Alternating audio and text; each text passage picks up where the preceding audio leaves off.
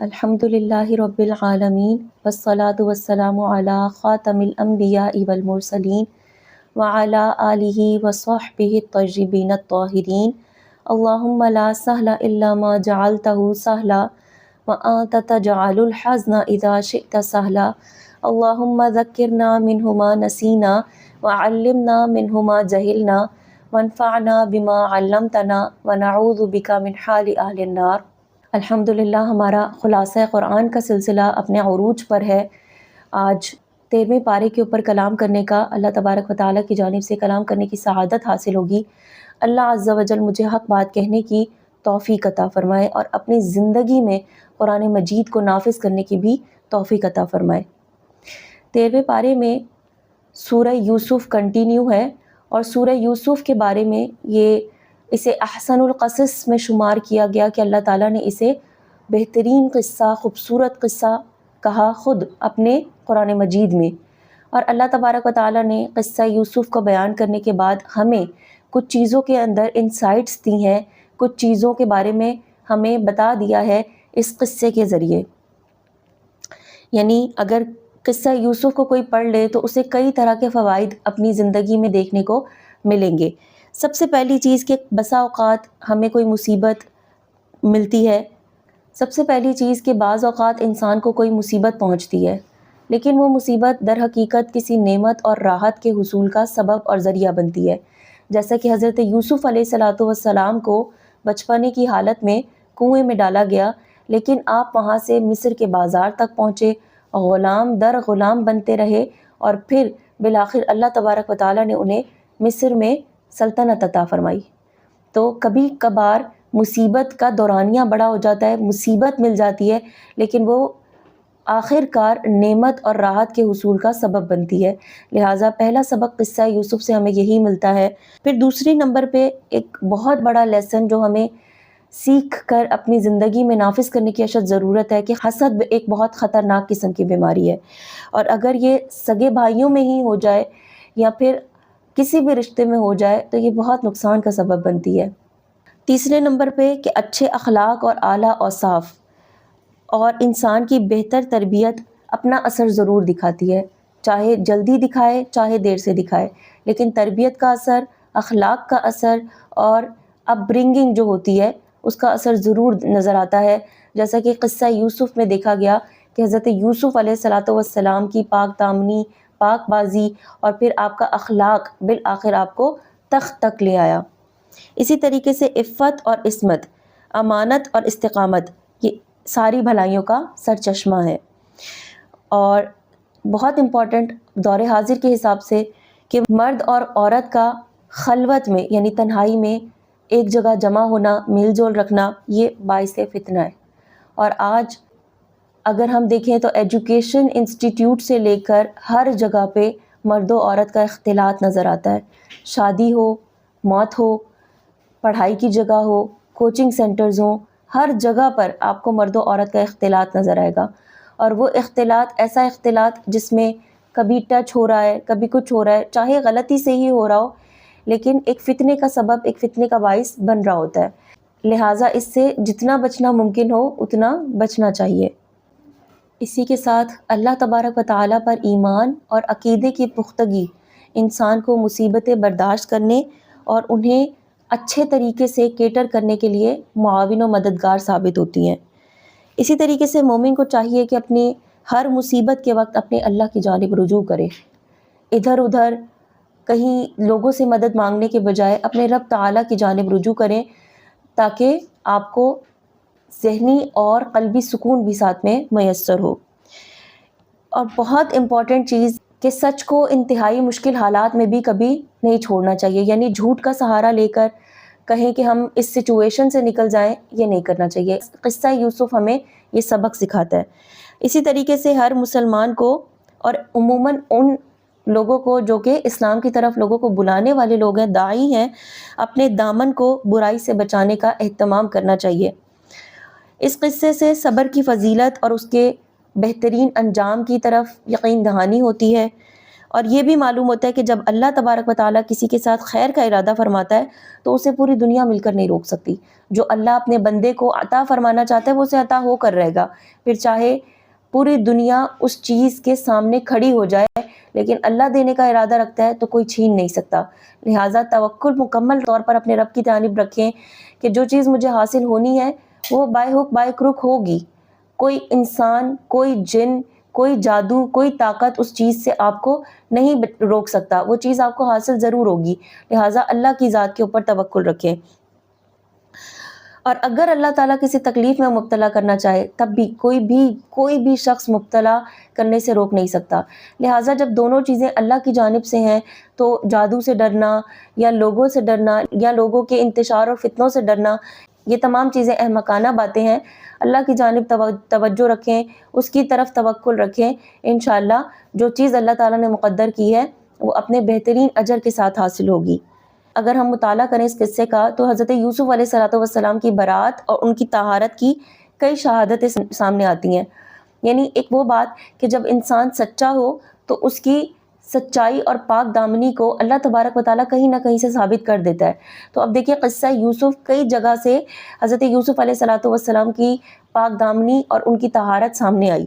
سب سے پہلی شہادت تو اللہ تبارک و تعالیٰ کی خود کی شہادت کہ اللہ تعالیٰ نے قرآن کریم کے اس قصے کے ذریعے خود فرما دیا کہ حضرت یوسف علیہ السلام اللہ کے پاک اور نیک بندے ہیں. اور دوسری شہادت اللہ تعالیٰ کے سب سے بڑے دشمن، ہم انسانوں کے سب سے بڑے دشمن شیطان کی، کہ شیطان نے کیا کہا تھا کہ مجھے اللہ رب العزت کی قسم کہ میں تمام انسانوں کو گمراہ کروں گا سوائے تیرے ان بندوں کے جو تیرے مخلص بندے ہیں. اور حضرت یوسف علیہ السلام نبی ہیں، اور ایک نبی سے زیادہ مخلص اور پاک باز کون ہو سکتا ہے؟ لہٰذا دوسری گواہی خود شیطان کی. تیسری شہادت حضرت یوسف علیہ السلام کی کہ انہوں نے کیا دعا کی تھی کہ یا رب یہ عورتیں مجھے جس کام کی دعوت دے رہی ہیں اس کے مقابلے میں مجھے قید خانہ زیادہ پسند ہے، اور اگر تو نے مجھے ان کی چالوں سے محفوظ نہ کیا تو میرا دل بھی ان کی طرف کھنچنے لگے گا، جو جہالت کے کام کرتے ہیں میں بھی ان میں شامل ہو جاؤں گا. لہٰذا تیسری گواہی خود سیدنا یوسف علیہ السلام کی اپنی گواہی ہے جو انہوں نے دعا کی صورت میں مانگی. اور چوتھی گواہی خود عزیز مصر کی بیوی کی، کیونکہ اس نے خود ان عورتوں کے سامنے اس بات کا اقرار کیا تھا اور یہ کہا تھا کہ اب دیکھو یہ ہے وہ شخص جس کے بارے میں تم نے مجھے طعنے دیے تھے. یہ بات واقعی سچی ہے کہ میں نے اپنا مطلب نکالنے کے لیے اس پر ڈورے ڈالے مگر یہ بچ نکلا. یہ قرآن مجید کی آیت نمبر 32 میں اللہ تبارک و تعالیٰ نے ذکر کیا. تو چوتھی گواہی عزیز مصر کی بیوی کی ہو گئی.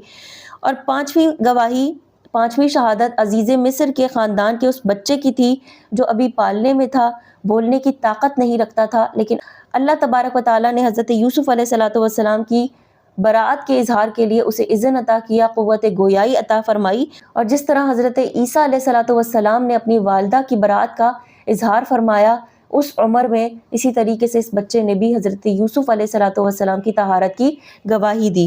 اور اس نے یوں کہا کہ اگر یوسف کی قمیص سامنے کی جانب سے پھٹی ہو تو عورت سچ کہتی ہے اور حضرت یوسف علیہ السلام جھوٹے ہیں، اور اگر ان کی قمیص پیچھے سے پھٹی ہوئی ہے تو عورت جھوٹ بولتی ہے اور یہ شخص سچے ہیں. چھٹی شہادت ان عورتوں کی جانب سے جنہوں نے حضرت یوسف علیہ السلام کو دیکھ کر اپنے ہاتھوں کی انگلیوں کو کاٹ دیا اور بے ساختہ ان کے منہ سے نکلا کہ حاشا للہ کہ یہ شخص کوئی انسان نہیں ہے، یہ قابل تکریم فرشتے کے سوا اور کچھ نہیں ہو سکتا. سورہ یوسف کے اختتام پر اللہ تبارک و تعالیٰ فرماتا ہے یقیناً ان واقعات میں عقل اور ہوش رکھنے والوں کے لیے بڑی عبرت کا سامان ہے. یہ کوئی جھوٹ موٹ یا گھڑ لی گئی باتیں نہیں ہیں، بلکہ آسمانی کتابیں آ چکی ہیں ان باتوں کی تصدیق میں، اور ہر بات وضاحت ہے. جو لوگ ایمان لائیں ان کے لیے ہدایت اور رحمت کا سامان ہے. اس آیت مبارکہ سے یہ بات معلوم ہوتی ہے یہ کوئی قصہ نہیں ہے کہ تفریح کے لیے قصہ سنا دیا کہ دیکھو ایک ایسی عورت تھی، یہ ہوا وہ ہوا. یہ کوئی قصہ نہیں ہے، یہ عقل و خرد رکھنے والے، ہوش رکھنے والے لوگوں کے لیے ایک ہدایت کا سرچشمہ ہے. افلا تعقلون، اللہ فرماتا ہے کیا تم عقل نہیں رکھتے؟ تو یہ عقل والوں کے لیے ہدایت ہے. اور اللہ تبارک و تعالیٰ اس سورت کے اختتام پہ اس بات کی طرف اشارہ فرما رہا ہے کہ جو اللہ حضرت یوسف علیہ الصلوۃ والسلام کو ایک جنگل کے کنویں سے نکال کر مصر کے تخت پر بٹھا سکتا ہے، کیا وہ آپ کے کاموں سے بے خبر ہے؟ یا کیا وہ اپنے محبوب صلی اللہ علیہ وسلم کو ان کفار مکہ اور مشرکین کے ظلم و ستم سے نکال کر رفعت اور منزلت کے مقام پر فائز نہیں فرما سکتا؟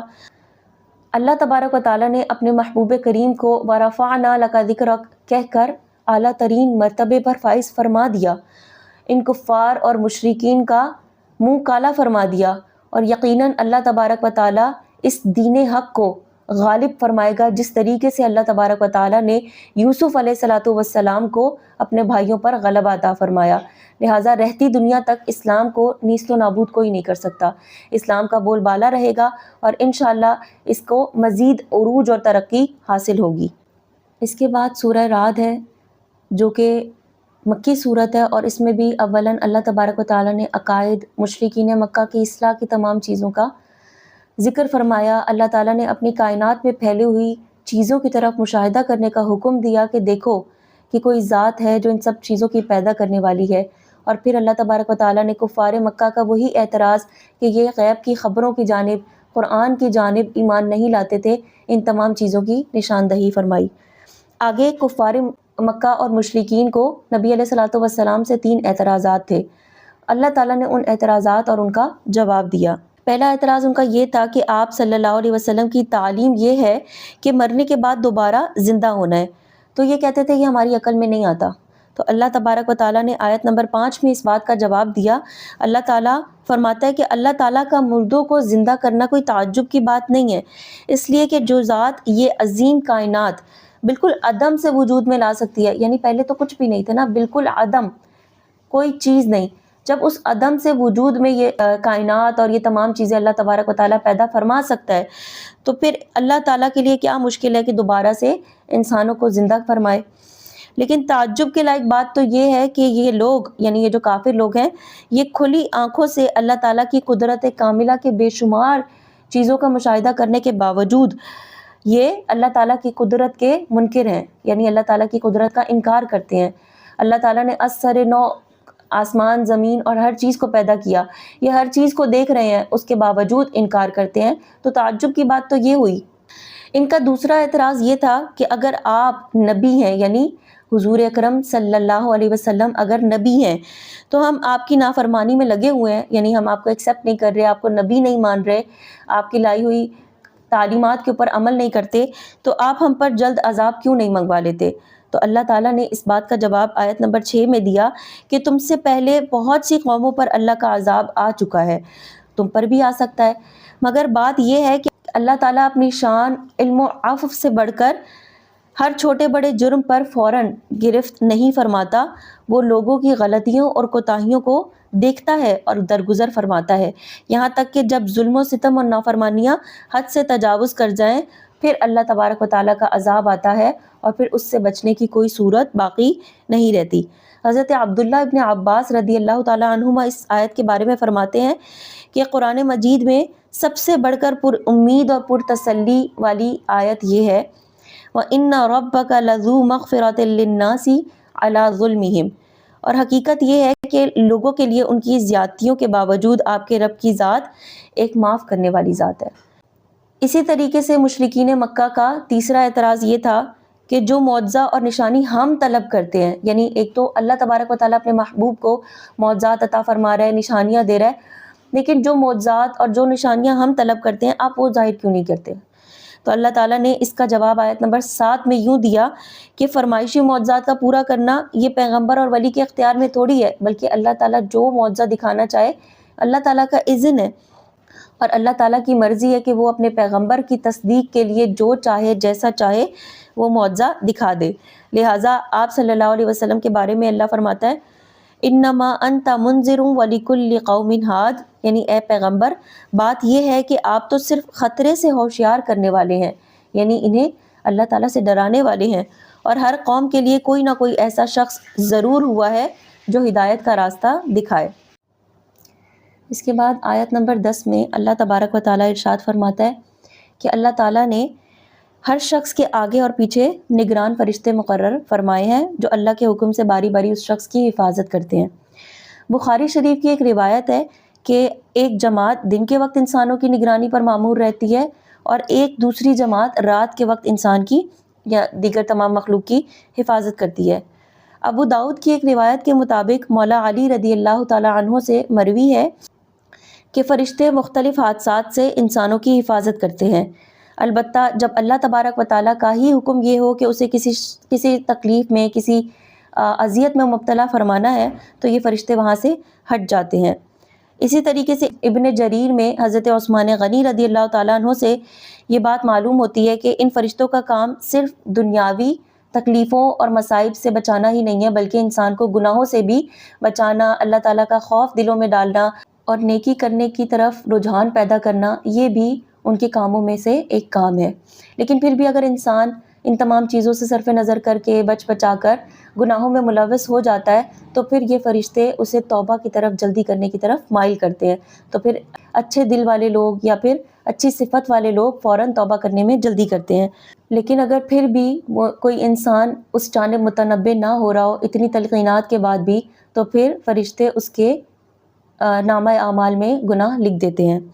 حضرت کعب بن احبار رضی اللہ تعالیٰ عنہ فرماتے ہیں کہ اگر یہ فرشتوں کا پہرا انسانوں پر نہ ہوتا تو جنات ان کی زندگی وبال بنا دیتے۔ لہٰذا اللہ تعالیٰ کی کس کس نعمت کا ہم شکر ادا کریں گے کہ ہمارے پس منظر میں ہمیں پتہ بھی نہیں ہے اور اللہ تعالیٰ نے ہماری حفاظت پر فرشتے مامور کیے ہوئے ہیں جو ابھی دنیاوی مصائب سے بچا رہے ہیں، کبھی گناہ کرنے سے روک رہے ہیں۔ بسا اوقات کئی مرتبہ ایسا ہوتا ہوگا کہ ہمارے قدم گناہ کی جانب اٹھتے ہوں گے اور اللہ تعالیٰ ہمیں اپنے فرشتوں کے ذریعے روک دیتا ہوگا، تو ہمیں ہر لمحے، ہر سانس کے ساتھ اپنے رب تعالیٰ کا شکر گزار بندہ بننا چاہیے۔ اسی طریقے سے ایک اور غور طلب بات کہ اس آیت کے بعد انسان یہ سوچنے پر مجبور ہو جائے کہ جب فرشتے مقرر ہیں تو پھر ہم تو چھوڑ دیں ہر کام کرنا۔ یہ غلط فہمی پیدا ہو سکتی ہے کہ بھئی حفاظت کا انتظام اللہ تعالیٰ نے اپنے ذمہ کرم پر لے لیا ہے تو ہمیں گناہ و ثواب کی بھی کوئی پرواہ نہیں کرنی چاہیے، بے فکر ہو کر بیٹھ جانا چاہیے۔ تو یہ بات یاد رکھیں، اس غلط فہمی کو بھی اللہ تعالیٰ نے دور فرما دیا کہ ان اللہ لا یغیر ما بقوم حتی یغیروا ما بانفسہم۔ اللہ تعالیٰ اس قوم کی حالت تب تک نہیں بدلتا جب تک وہ اپنی حالت خود نہیں بدلتی۔ لہٰذا اگر آپ اپنے ساتھ بھلائی کا ارادہ رکھتے ہیں تو پہلے آپ کو خود بھی قدم اٹھانا ہوگا، ساتھ میں فرشتوں کی، اللہ تعالیٰ کی مدد ضرور شامل حال ہوگی، لیکن قدم آپ ہی کو اٹھانا ہوگا۔ گناہ و ثواب کا اختیار آپ ہی کو اللہ تعالیٰ نے دیا ہے، وہ صرف آپ کی رہنمائی فرماتے ہیں، لیکن اگر آپ اس جانب مائل نہیں ہوتے تو پھر گناہ اور ثواب کا اختیار آپ ہی کے ہاتھ میں ہے۔ لہٰذا یہ سمجھنا کہ یہ تو اللہ تبارک و تعالیٰ نے ہمارے لیے مقرر فرما دیے تو یہ ہماری حفاظت کر لیں گے، ہمیں گناہ اور ثواب سے بے خوف ہو جانا چاہیے، تو یہ احمقانہ سوچ ہے۔ لہٰذا پھونک پھونک کر قدم رکھیں۔ اسی طریقے سے ہم اپنی قوم کو دیکھتے ہیں تو ہم اپنی حالت بدلنے کے لیے کوشاں ہوتے ہیں، سوچتے ہیں، لیکن تب تک ہم اپنی قوم کی حالت نہیں بدل سکتے جب تک اپنے آپ سے شروع نہیں کریں گے۔ پہلے اپنی، پھر اپنے گھر والوں کی، پھر اپنے معاشرے کی اصلاح کریں۔ لہٰذا پہلا قدم شرط ہے، وہ قدم جب تک ہم نہیں اٹھائیں گے تب تک ہم کبھی بھی نیکی کی راہ پر گامزن نہیں ہو سکتے۔ لہٰذا آج امت مسلمہ کا اگر حال بے حال ہے تو وہ صرف اسی وجہ سے کہ امت نے اپنے آپ کو ہاتھ پہ ہاتھ دھر کر بٹھا لیا ہے، کوئی کام خود نہیں کرتے اور بس منتظر فردہ ہے، یعنی خود کچھ نہیں کرنا، دوسروں کے کندھے پر رکھ کر بیٹھے ہوئے ہیں کہ فلاں آ کر ہماری قوم کا حال سدھار دے۔ لہٰذا اللہ تعالیٰ ایسی قوم کا حال نہیں بدلتا جو اپنی حالت کو خود بدلنے کے لیے کوشاں نہ ہو۔ اس کے بعد سورہ ابراہیم کا آغاز ہوتا ہے جس میں اللہ تبارک و تعالیٰ نے اپنے خلیل اللہ کا تذکرہ فرمایا۔ سورہ ابراہیم کی آیت نمبر 4 میں اللہ تبارک و تعالیٰ ارشاد فرماتا ہے، ہم نے جب بھی کوئی رسول بھیجا خود اس قوم کی زبان میں بھیجا تاکہ وہ ان کے سامنے حق کو اچھی طرح واضح کر سکیں۔ یعنی اللہ تعالیٰ نے جو بھی زبان ان لوگوں کی تھی جن کی جانب رسول بھیجا، رسول بھی انہی لوگوں میں سے بھیجا، پھر وہ جو کتاب ان پر نازل فرمائی وہ کتاب بھی اسی زبان میں کی نازل فرمائی، جیسا کہ توریت اور زبور اور انجیل کے بارے میں ہے کہ وہ انہی کی زبانوں میں نازل ہوئی۔ اور اللہ تعالیٰ نے محبوب کریم صلی اللہ علیہ وسلم کو عربوں میں نازل فرمایا، انہی کی قوم میں سے پیدا فرمایا، اور پھر قرآن مجید کو بھی عربی میں نازل فرمایا تاکہ وہ ان کے لیے حجت ہو جائے اور وہ یہ نہ کہہ سکے کہ ہمیں تو اس کے مضامین سمجھ ہی نہیں آتے تھے، اور ان کے اوپر یہ بات دلیل بن جائے اور وہ قیامت کے دن اللہ کے سامنے یہ کہنے کے قابل نہ رہیں کہ آپ نے جس زبان میں ہماری جانب نبی بھیجے تھے یا جس زبان میں ہماری جانب قرآن نازل فرمایا تھا وہ تو ہمیں سمجھ ہی نہیں آتا تھا. لہٰذا اللہ تعالیٰ نے اپنی اس بات کو یہاں پر ذکر فرمایا کہ اللہ تعالیٰ نے جس زبان کی جانب جس لوگوں کی جانب اپنے نبی پیدا فرمائے انہی کی زبان کے لوگوں اور انہی میں سے اللہ تعالیٰ نے منتخب فرمایا. کیونکہ سائیکولوجیکلی ایک افیکٹ ہوتا ہے کہ انسان کو اپنی زبان سے محبت ہوتی ہے اور وہ اپنی زبان سے زیادہ کنیکٹ کرتا ہے. اسی طریقے سے اپنے لوگوں سے زیادہ کنیکٹیویٹی ہوتی ہے. لہٰذا اللہ تعالیٰ نے انبیاء کرام کو انہی لوگوں میں سے مبعوث فرمایا. تو یہ بھی اللہ تبارک و تعالیٰ کی ایک منشا اور حکمت کے عین مطابق تھا. اس کے بعد اللہ تبارک و تعالیٰ نے ایک بہت خوبصورت طرز عمل ہمیں دے دیا. اللہ تعالیٰ قرآن مجید کی سورہ ابراہیم میں فرماتا ہے کہ لَإِن شَكَرْتُمْ لَأَزِيدَنَّكُمْ، اگر تم میرا شکر کرو گے تو میں تمہیں مزید نعمتیں دوں گا، لیکن اگر ناشکری کرو گے تو اس میں تو تمہارا ہی نقصان ہے. یعنی اللہ تعالیٰ کو ہمارے شکر کی حاجت نہیں ہے، لیکن اگر ہم اللہ تعالیٰ کی نعمتوں پر اس کا شکر ادا کریں گے تو اللہ تعالیٰ ہماری نعمتوں میں اضافہ فرمائے گا. شکر بھی ہم کر رہے ہیں، نعمتیں بھی اسی کی دی ہوئی ہیں اور ان نعمتوں میں اضافہ بھی وہی ذات فرما رہی ہے. لہٰذا یہ تو ہمارے لیے سراسر وہ سودا ہوا جس میں ہمیں نفع حاصل ہو رہا ہے. لہٰذا ہمیں چاہیے کہ اپنی چھوٹی سے چھوٹی نعمتوں کو دیکھنا شروع کریں اور پھر اس پر شکر ادا کرنا شروع کریں. ہم سانس لیتے ہیں، ہم دیکھتے ہیں، چھوتے ہیں، ہمیں تمام حسیات اللہ تعالیٰ نے عطا فرمائی. ہم بڑی بڑی چیزوں کی خواہش رکھتے ہیں اور ہم ان چیزوں کی طرف اپنی توجہ رکھتے ہیں، حالانکہ ہمیں اپنی چھوٹی سے چھوٹی چیز کی جانب بھی توجہ رکھنی چاہیے تاکہ ہمارے اندر شکر گزاری پیدا ہو. عرب میں ایک شخص بیمار ہو گیا اور اس کو چند گھنٹے کے لیے ہاسپٹل میں رہنا پڑا. وہاں پر اس کو جو عارضی طور پر آکسیجن فراہم کی جاتی ہے وہ آکسیجن لگی. جب وہ بندہ صحت یاب ہو گیا، ٹھیک ہو گیا، تو اسے بل پکڑایا گیا. تو وہ بل دیکھ کر رونے لگا. تو ڈاکٹروں کو لگا شاید اس کے پاس پیسے نہیں ہیں، تو پوچھا گیا تو قصہ مختصر وہ کہنے لگا کہ میں اتنے عرصے سے اپنے رب کی دی ہوئی ہوا سے سانس لیتا ہوں، لیکن میرے رب نے کبھی اس چیز کو کبھی مجھے باور نہیں کروایا، کبھی نہیں گنوایا، نہ ہی مجھ سے کوئی چارجز لیے، بلکہ مفت میں مجھے ہوا فراہم کرتا ہے اور میں آرام سے سانس لے سکتا ہوں. یہاں پر مجھے چند گھنٹوں کے لیے سانس لینے کے لیے ایک محتاجی پیش آئی اور میرا اتنا زیادہ بل بن گیا. یہ مسئلہ نہیں ہے کہ میں بل پے نہیں کر سکتا، بلکہ مسئلہ یہ ہے کہ میں نے اسے کتنا فور گرانٹیڈ لے رکھا تھا کہ میں آرام سے سانس لے سکتا ہوں، لیکن میں نے کبھی اپنے رب کا اس بات میں شکر ادا نہیں کیا. لہٰذا یہ بہت چھوٹی چیز جو ہمیں لگ رہی ہوتی ہے، جس طرف ہمارا دھیان بھی نہیں جاتا، خدا را ان چیزوں کی طرف بھی دھیان رکھیں. آپ کو اللہ تعالیٰ نے آنکھیں دی ہیں، آپ دیکھ سکتے ہیں، زبان دی ہے، آپ ذائقے چکھ سکتے ہیں، آپ بول سکتے ہیں. آپ کو اللہ تعالیٰ نے دانتوں کی نعمت سے نوازا، آپ چبا سکتے ہیں، ذائقوں کی لذت محسوس کر سکتے ہیں، سن سکتے ہیں. اپنی چھوٹی چھوٹی اللہ تعالیٰ کی نعمتوں کو گننا شروع کریں اور پھر اللہ تعالیٰ کا شکر ادا کریں. جب انسان اللہ تعالیٰ کا شکر گزار بندہ بنتا ہے تو پھر وہ مخلوق کے لیے بھی اچھا اور معاون ثابت ہوتا ہے. اللہ تعالیٰ سے دعا ہے کہ ہمیں قرآن مجید کی تعلیمات پر عمل کرنے والا بنائے، اللہ تعالیٰ کی وحدانیت اور حقانیت پر ثابت قدم رکھے اور اپنا شکر گزار بندہ بنائے. وما علینا الا البلاغ المبین. آخر میں مدرسہ صراط مستقیم کی تعمیر کا سلسلہ جاری ہے. آپ سب سے اس میں تعاون کی درخواست ہے. جتنی جس کی استطاعت ہو اپنی استطاعت کے مطابق مدرسہ صراط مستقیم کی تعمیر میں اپنا حصہ شامل کریں اور اپنے لیے صدقہ جاریہ کا سامان بنائیں. اور اس ضمن میں اگر آپ کو کوئی بھی سوال پوچھنا ہو، کوئی بھی مسئلہ ہو، تو ڈسکرپشن باکس میں نمبر موجود ہے، اس نمبر پر رابطہ کر کے آپ اپنا مسئلہ حل کر سکتے ہیں یا مزید دیگر معلومات حاصل کر سکتے ہیں. اس کے علاوہ ہمارے سوشل میڈیا پلیٹ فارمز کو بھی لائک کریں، شیئر کریں، سبسکرائب کریں، کیونکہ جتنے لوگوں تک اللہ تعالیٰ کا پیغام پہنچے گا اتنا زیادہ دین کو فروغ ملے گا اور آپ کے لیے بھی صدقہ جاریہ ہوگا. وآخر الدعوانا ان الحمد للہ رب العالمین.